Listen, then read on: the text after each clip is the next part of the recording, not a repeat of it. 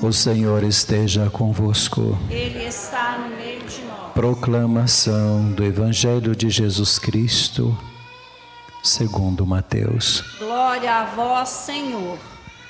Naquele tempo, vendo Jesus as multidões, subiu a um monte e sentou-se.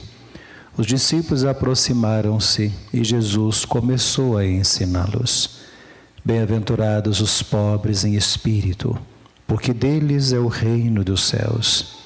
Bem-aventurados os aflitos, porque serão consolados.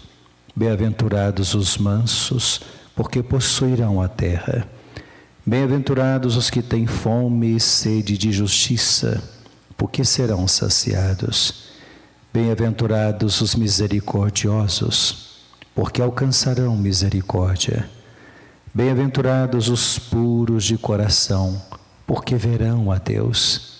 Bem-aventurados os que promovem a paz, porque serão chamados filhos de Deus. Bem-aventurados os que são perseguidos por causa da justiça, porque deles é o reino dos céus. Bem-aventurados sois vós, quando vos injuriarem e perseguirem, e mentindo disserem todo tipo de mal contra vós por causa de mim. Alegrai-vos e exultai, porque será grande a vossa recompensa nos céus. Palavra da salvação. Glória a vós, Senhor. Aleluia, aleluia, aleluia, aleluia, aleluia,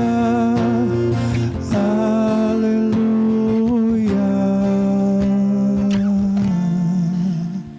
Você está acompanhando, através da Goldnet, a Santa Missa, diretamente da Igreja Matriz São Francisco das Chagas, da cidade de Rio Paranaíba. Ouçamos agora a reflexão do presidente da celebração. Muito bom, mais uma vez eu cumprimentar você que está rezando conosco a nossa Santa Missa, nesse primeiro dia da semana, o domingo começando a nossa semana, pedindo ao bom Deus que nos ajude no exercício da santidade, como celebramos hoje o dia de todos os santos.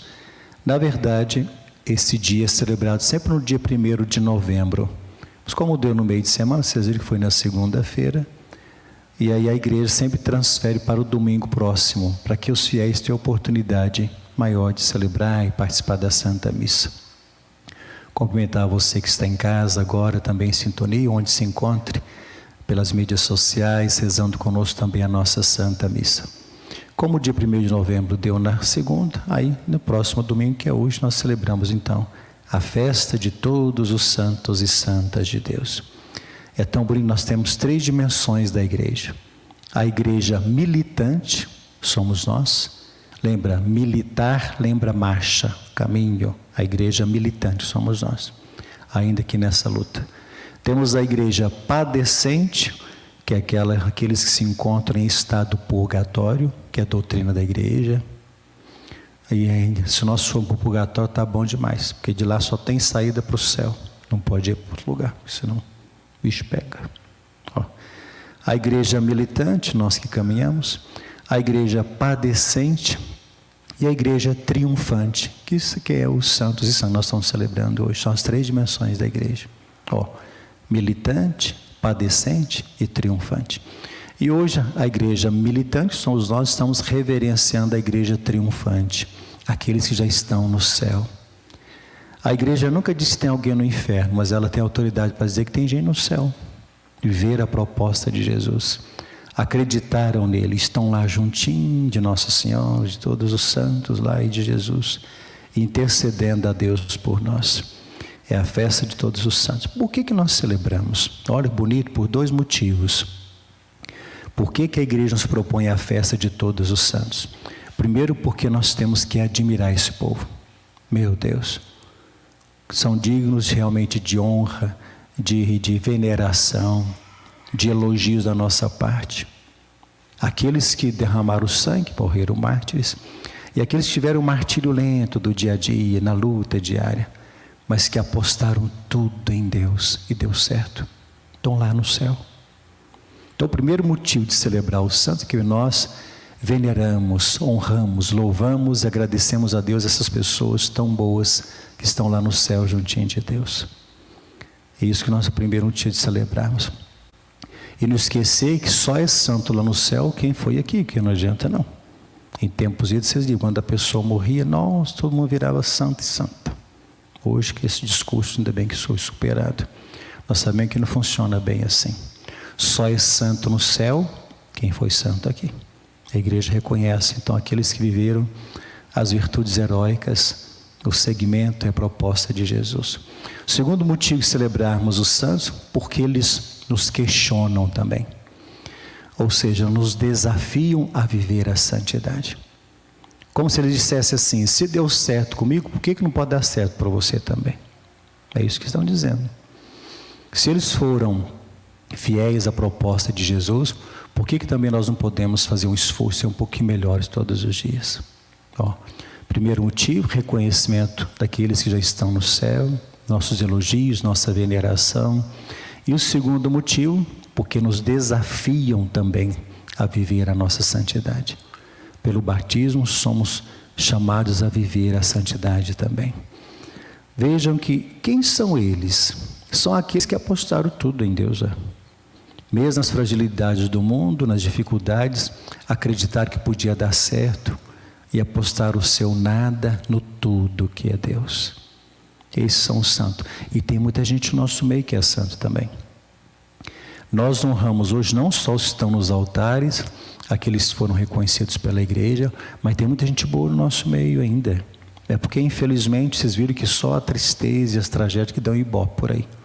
Mas o bem ainda existe no nosso meio. Tem um ditado bonito que vocês devem conhecer. Olha, mais faz barulho um pé de eucalipto que cai do que uma floresta inteira que nasce. Como que o bem é assim? Não faz barulho, mas ele vai agindo silenciosamente e vai moldando o mundo. Por isso tem muita gente boa ainda, vivendo no escondimento, aí que a gente não percebe e não vê. Mas como diz o próprio texto de Mateus, Deus que vê o que está escondido, te dará a recompensa. Ele vê tudo. Nada escapa aos olhos de Deus. Como diz a primeira leitura do Apocalipse de São João que nós ouvimos, é aqueles que vieram da grande tribulação, ou seja, do grande sofrimento, lavaram e alvejaram suas roupas no sangue do Cordeiro. Foi o final da leitura que nós ouvimos, da primeira leitura. Lavaram e alvejaram suas roupas no sangue do Cordeiro, ou seja, no sangue de Jesus. E deu certo, estão lá juntinho dele. Esses são os santos. A santidade, ela tem duas dimensões. Olha como que é bonito, é uma via de mão dupla. A primeira dimensão da santidade, porque ela é um dom, é Deus que dá. Diz a história de Santa Teresinha do Menino Jesus, quando ela entrou para o convento, tão muito nova, ela disse assim: eu só tenho um objetivo na minha vida, eu quero é ser santa. E ela entrou. Passou 2 ou mais 3 meses, ela percebeu: eu quero ser nada, para que Deus seja tudo em mim.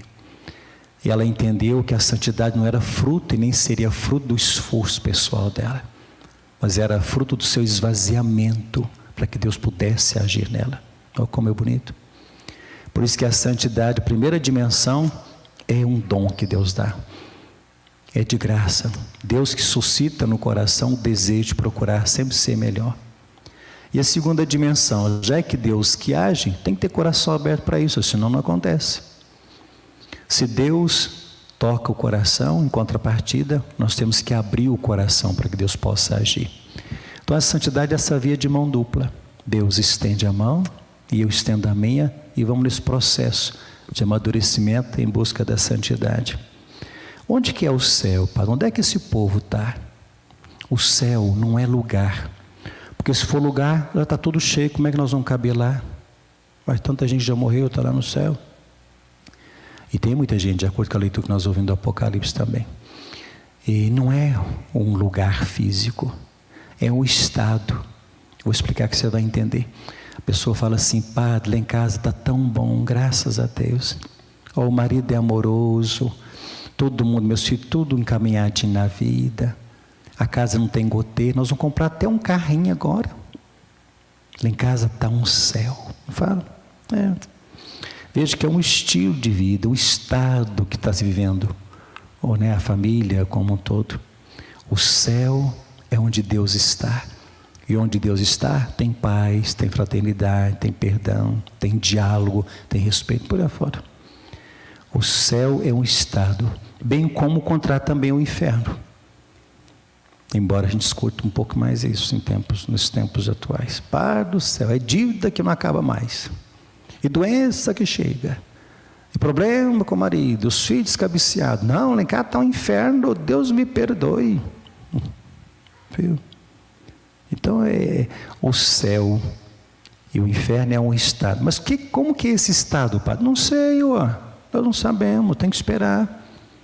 São Paulo fala assim numa de suas cartas, 1 Coríntios 2:9. Ele fala assim a respeito do céu: nem os olhos viram, nem os ouvidos ouviram, ninguém pode imaginar o que Deus preparou para aqueles que o amam. Olha, tal é a surpresa para nós quando chegarmos lá no céu. Nem os ouviram, nem os olhos viram o que Deus preparou e prepara para aqueles que o amam. Então é esse estado de céu ou de inferno que nós temos que passar pela experiência, que a gente não sabe ainda como é que vai ser esse estado. Os santos é importante também chegar no nosso coração, que não são só aqueles que estão nos altares ou que viveram muitos anos no século passado, histórias idas, mas são aqueles que tentam todo dia viver a proposta de Jesus. Na fidelidade do casamento, na responsabilidade dos seus negócios, no respeito ao próximo, no silêncio da vida alheia. Isso são os frutos, os reflexos da santidade. Todos nós podemos viver. A gente pensa que santidade é só para padre, para feira, para bispo, não sei o quê. Não. É o estado de vida que nós vivemos, chamados a exercitar a santidade. Todas as vezes que nós queremos fazer o bem, evitamos o mal, são os indícios e os sinais da santidade na nossa vida. Quando a gente faz uma boa confissão, já viram? Eu tenho que fazer uma confissão, estou muito ruim esses dias, eu tenho que repensar a minha história. O Espírito Santo tocando o coração para buscar a santidade. Então, a santidade, ela é vivida no dia a dia. O Papa Francisco fala tão bem hoje, nos nossos tempos. A santidade vivida de porta em porta, no lavar a roupa, no fazer a comida, na responsabilidade do casamento, por aí afora. A santidade não tem nada de extraordinário. Santa Teresinha não fez nada de extraordinário. Ela fazia, pelo contrário, tudo de modo, as coisas ordinárias da vida, lavar roupa, cuidar da capela, preparar a sacristia, varrer o pátio, de um modo extraordinário, amoroso. E convenhamos, a gente sabe quando a pessoa faz as coisas por amor, que prepara, que ensaia, que sim, há investimento. Você vê outro naipe. Há amor nisso. E tudo que nós fazemos com amor, você pode ter certeza, tem sabor de eternidade. Fica para sempre no coração dos outros. Sempre. Porque o amor tem disso, ele marca o coração do outro. Para sempre. A santidade é essa vivência, essa busca constante de viver o amor. Fazendo coisas ordinárias, simples, mas de um modo extraordinário. Como diz o Evangelho de Mateus hoje, são as bem-aventuranças, nós ouvimos de Mateus, são 9, são elencadas aí. Se nós conseguíssemos viver uma só, estava bom demais. O Papa Francisco fala que as bem-aventuranças citadas por Mateus ou Lucas, elas são como se fosse o cartão de identidade do cristão. E ele fala até assim, nós podemos substituir bem-aventurados por santo, a palavrinha santo. Como o texto fala assim, bem-aventurados são os puros de coração, porque verão a Deus. Ele fala assim, coloca santo aí, bem-aventurados os santos, porque estes verão a Deus. Eu fico imaginando, e pessoas também comentam, a gente não vê sinais de Deus na vida, não, é porque o coração está cheio de outras coisas. E fico imaginando, pensa um pouquinho para você ver, o que mais angustia seu coração? O que mais preenche seus pensamentos? O que mais tempo você gasta no seu coração pensando? Viu? E a gente pensa em tanta coisa. Ei, Nossa Senhora. É trabalho, é doença, é casamento, é filho, é sei lá. E aí como o coração vai se ocupando com tanta coisa do mundo, tantas preocupações, nós vamos perdendo a capacidade de ver os sinais do amor de Deus na nossa vida. Bem-aventurados os puros, que são otimistas, que acreditam nas coisas boas, que buscam Deus, estes verão a Deus. Olha que bonita a bem-aventurança. Tenhamos bem em mente que a igreja não é construída ou constituída só de santos, de pecadores como nós, mas de pecadores que buscam a santidade todo dia, viver um pouquinho melhor. Quantos santos estão no céu? Quantos que lá estão? Nós não sabemos também. Certo que a leitura do Apocalipse que nós ouvimos, fala de um número, vocês ouviram? 144 mil. E como que o autor sagrado chegou a esse número? Tenhamos cuidado, porque os números da Bíblia não são matematicamente, eles são simbólicos. Vou explicar como chegou ao 144. Olha, São João, que escreveu o Evangelho que leva seu nome, o Apocalipse também é dele, ele fala o seguinte, para chegar a essa quantidade de infinita que estão lá juntinho de Deus. 12 é o primeiro número que ele vai surgir aí dos seus estudos, das suas inspirações. 12, por que 12? Porque 12 eram as tribos de Israel do Antigo Testamento. Os 12 clãs, as 12 tribos formavam o povo de Deus do Antigo Testamento. Vezes 12. Por que outros 12? Porque é o novo povo de Deus, o número dos apóstolos.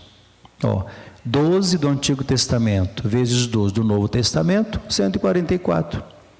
Vezes 1000, porque o 1000 na Bíblia, de acordo com o evangelista São João, é o número da perfeição. 144 vezes 144 mil.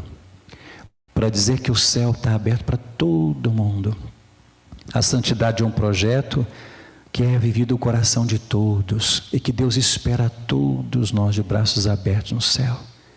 Não é para um grupinho de eleitos, mas o céu é aberto para todos, independente de religião, mas vivendo a autenticidade, a veracidade das verdades, buscando a sinceridade do coração, é santo.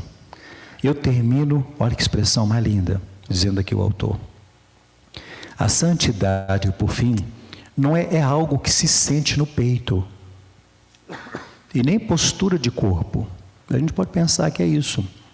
É a pessoa que chega para você e fala assim, eu tenho uma dor assim no peito, um vazio. Você olha, pode ser, está dando um infarto, ou você está com fome e tem que comer também. Porque é um vazio que não comeu.